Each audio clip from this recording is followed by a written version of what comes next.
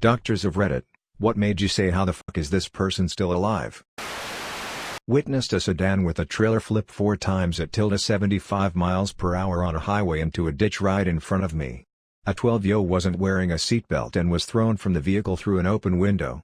He had a superficial laceration of his leg, and was in shock, but otherwise apparently unharmed.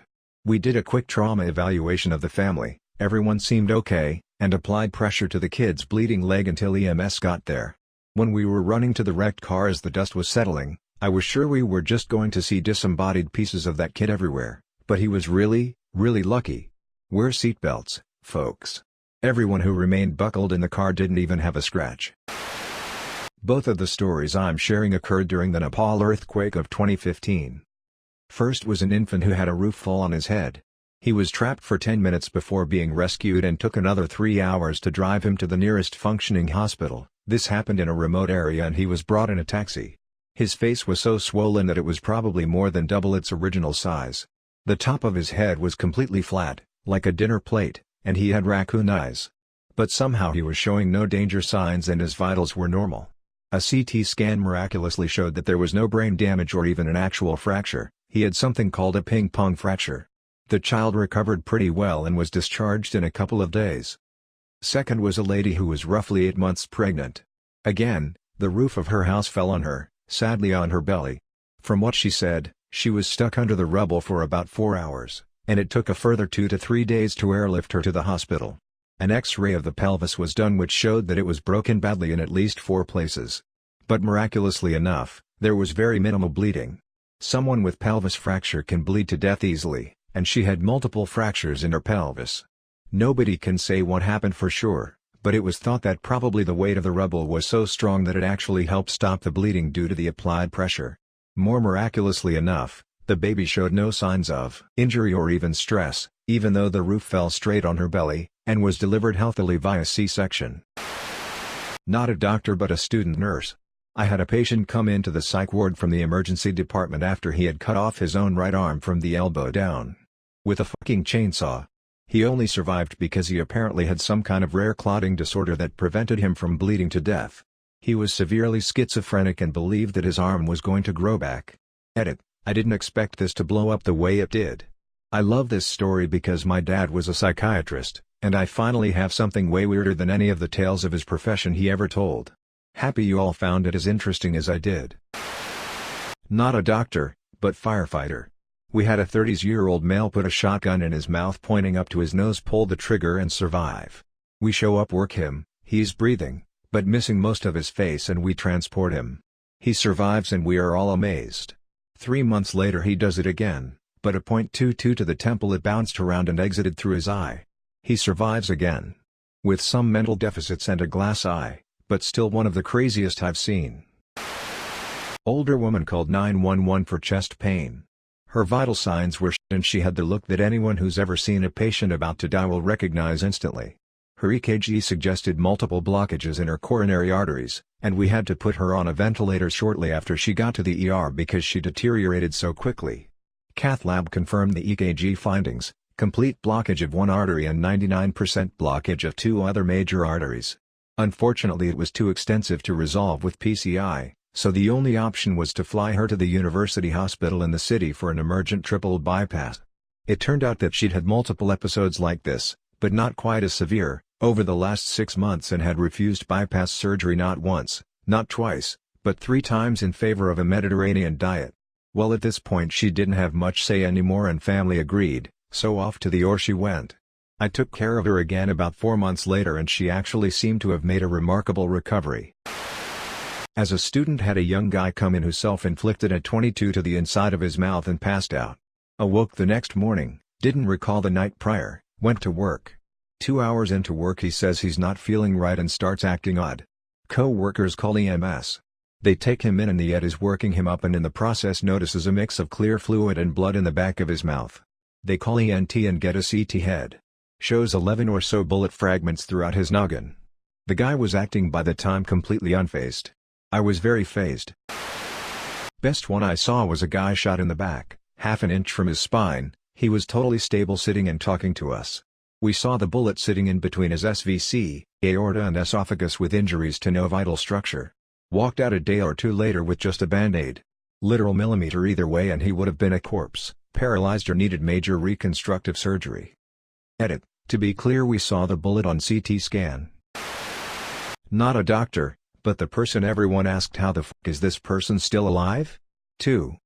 Got my driver's license late, at age of 25. 2 months later I'm driving into town when I lose control of the car, front right tire popped for no apparent reason, it swirls out on the right side of the road, I pull back and when I get back on the road the car flips sideways and goes straight out to the trees. I was doing 90 km per hour, 60 miles per hour-ish, knocked down a couple of smaller trees and ended up wrapped around a larger one. So many things went right for me to not die. The driver's seat gave into the pressure and folded back, so when the roof got pushed in from the tree it didn't crush me. The angle I was in due to the seat giving in meant that there was about half an inch room between my head and ceiling of the car. Survival instincts kicked in and I managed to squeeze out of a broken window without too much damage, walked out to the side of the road where a car came driving back. He was driving the direction I was but was ahead of me, saw smoke from the dry dirt where I crashed, turned around and went to help me.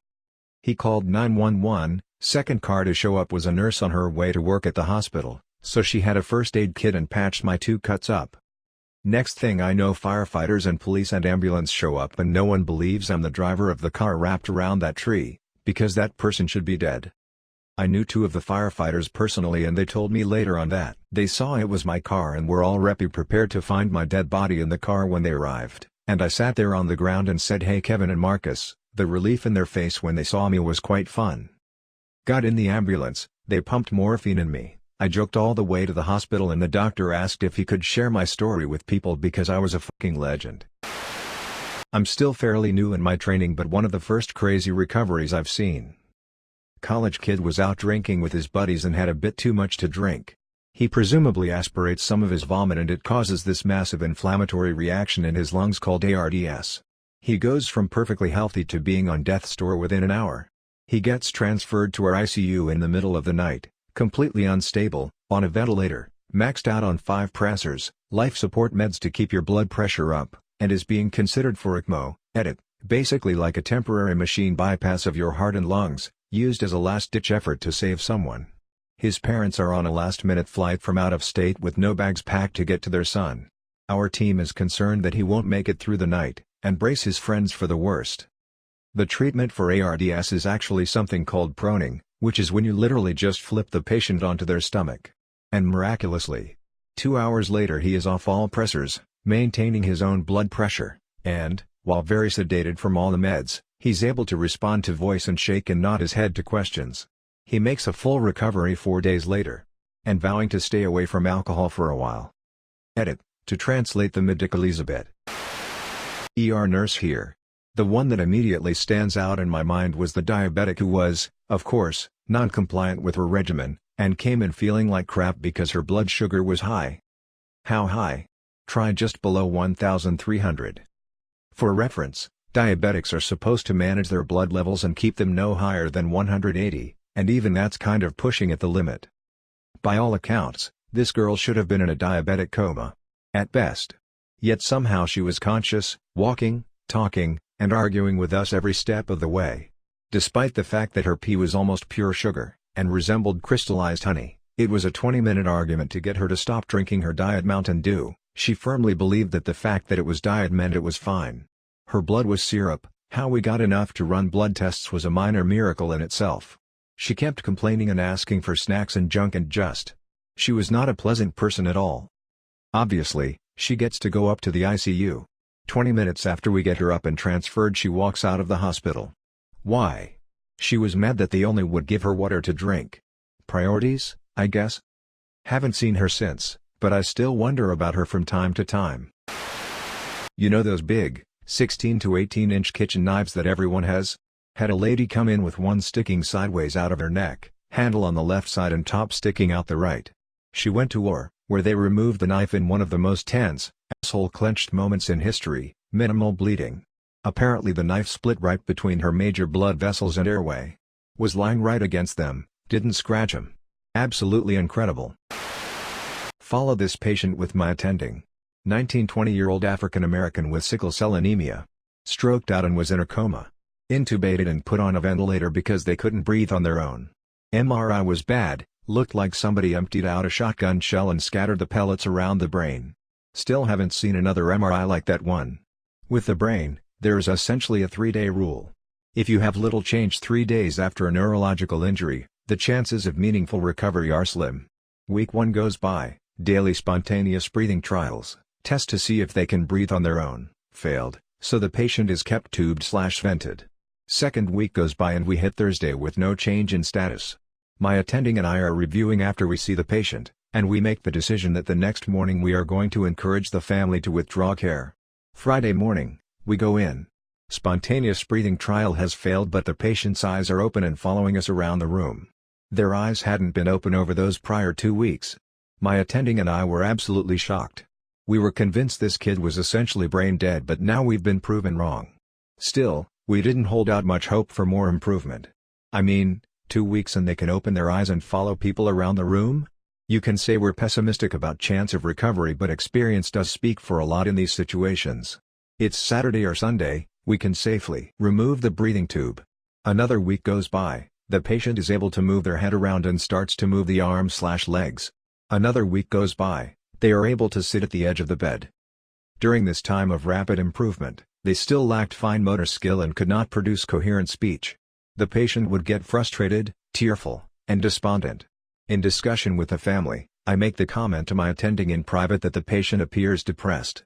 My attending brings up the likelihood of depression and mom just snubs that. X has nothing to be depressed about. X is alive. We argue our case for depression with her. A month ago, X could walk, talk, and eat without assistance. X cannot do any of those things now. X's life won't ever be the same. X has every reason to be depressed. She was still in denial about the prospect of her child being depressed in that situation. The patient was discharged to rehab a few days after that conversation, and I don't know what happened to them after that. That case really is one of those cases that qualifies as a miracle to me. I don't believe in a higher power but that was a very significant and completely unexpected recovery. Everybody involved in the care of that patient was sure that the patient was going to die, and we were all proven wrong. It's a nice reminder that there are outliers.